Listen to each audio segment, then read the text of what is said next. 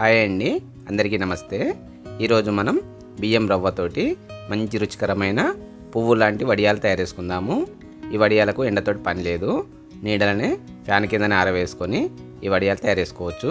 పని కూడా ఎక్కువ ఏమి ఉండదు, మస్తు తొందరగా అల్కగా అవుతుంది. రుచి కూడా మస్తు మంచిగా ఉంటుంది. మీరు కూడా మీ ఇంట్లో ఒకసారి ఈ బియ్యం రవ్వతోటి వడియాలు తయారు చేసుకొని చూడుర్రి, మస్తు మంచిగా ఉంటాయి. ఇక ఇప్పుడు మనము ఈ బియ్యం రవ్వతోటి వడియాలు తయారు చేసుకుందాము. నేను ఇక్కడ కొన్ని బియ్యాన్ని నానబెట్టుకొని అవి ఆరినాక సన్నం రవ్వలాగా గ్రైండ్ పట్టుకొని ఒక గ్లాసుడు తీసుకున్నా. ఈ ఒక గ్లాసుడు బియ్యం రవ్వకు ఒక గిన్నెల 7 గ్లాసుల నీళ్ళు పోసుకుంటున్నా.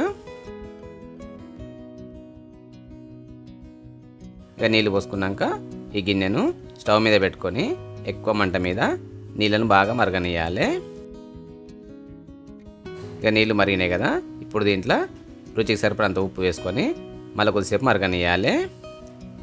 ఇక నీళ్ళు మనకు మంచిగా మరిగినాయి కదా, మరిగినాక ఇప్పుడు స్టవ్ మంట మామూలుగా పెట్టుకొని మన గ్లాసుడు బియ్యం రవ్వను ఈ నీళ్ళలో వేసుకుంటా ఒక చెంచాతోటి ఈ బియ్యం రవ్వ అనేది ఉండలు కట్టకుండా ఊకే కలుపుకుంటా బియ్యం రవ్వను వేసుకోవాలి. వేసుకొని ఊకే కలుపుకోవాలి. కలిపినాక ఇప్పుడు స్టవ్ మంట తక్కువ పెట్టుకొని ఒక 15 నిమిషాల పాటు బియ్యం రవ్వను తక్కువ మంట మీదనే మంచిగా ఉడికి దగ్గరకు వచ్చేదాకా వేడి చేసుకోవాలి. ఊకే కలుపుతూనే ఉండాలి. ఎప్పటిదాకా కలపాలంటే ఈ బియ్యం రవ్వ అనేది మంచిగా ఉడికి దగ్గరకు వచ్చేదాకా ఊకే కలుపుతూనే ఉండాలి. మనకు బియ్యం రవ్వ ఎంత మంచిగా ఉడికితే వడియాలు అనేవి అంత మంచిగా తయారవుతాయి. ఇక బియ్యం రవ్వ మంచిగా ఉడికినాక దీంట్లో సగం చెంచాడు జీలకర్ర, సగం చెంచాడు ఓమ వేసుకొని అన్నిటిని ఒకసారి కలుపుకొని మళ్ళీ ఒక 2 నిమిషాల పాటు తక్కువ మంట మీదనే ఉడికించుకోవాలి. చూస్తారు కదా, మనకు బియ్యం రవ్వ అనేది దగ్గరికి వస్తుంది. ఇక ఇప్పుడు స్టవ్ బంద్ చేసుకొని దీంట్లోకి వెళ్ళి కొంచెం పిండిని తీసుకొని ఇప్పుడు మనం వడియాలు తయారు చేసుకుందాము. మిగిలిన పిండి మీద ఒక మూత పెట్టుకోరి. ఇది ఒకసారి తయారు చేసుకుందామంటే బాగా వేడి ఉంటుంది కదా, అందుకని కొంచెం తీసుకుంటా మనము ఇప్పుడు వడియాలు తయారు చేసుకుందాము. ఈ వడియాల కోసమని ఒక కాటన్ బట్ట మీద చిన్న ముద్దలుగా వడియాలు చేసుకోవాలి. చూస్తున్నారు వీడియోలో ఆ సైజులో చేసుకోర్రి. ఒకవేళ మీకు వడియాలు కొంచెం పెద్ద కావాలనుకుంటే పెద్ద సైజు ముద్దలాగా చేసుకోవచ్చు. ఇక బట్ట మీదనే కాకుండా మీరు కావాలనుకుంటే ఏదైనా ప్లేట్లలో కూడా ఈ వడియాలు తయారు చేసుకోవచ్చు. ఇప్పుడు వీటిని నీడలో ఆరబెట్టుకుంటే ఒక 2-3 రోజుల టైం పడుతుంది. నాకైతే 3 రోజులు పట్టింది. ఒకవేళ మీరు కావాలనుకుంటే ఎండలో కూడా వీటిని ఆరబెట్టుకోవచ్చు. నీడలైనా పర్వాలేదు, ఎండలైనా పర్వాలేదు.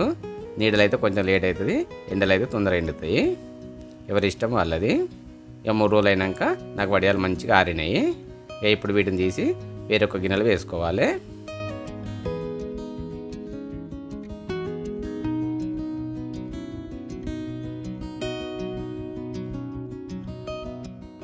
ఇప్పుడు స్టవ్ మీద ఒక నూనె కడాయి పెట్టుకొని నూనెను మంచిగా వేడి చేసుకోవాలి.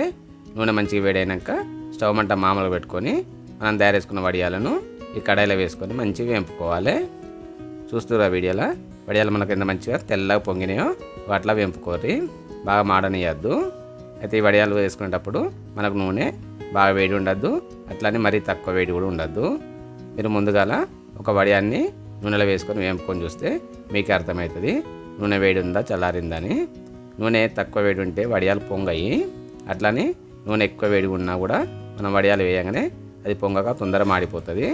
అందుకని నూనె మనకు మామూలు వేడి ఉండాలి. చూస్తారు కదా మనకు వడియాలు ఎంత మంచి పొంగినాయో. ఇలా పెద్ద పనేం లేదు, తొందరగా అల్కగా అవుతుంది. రుచి కూడా మస్తు మంచిగా ఉంటుంది.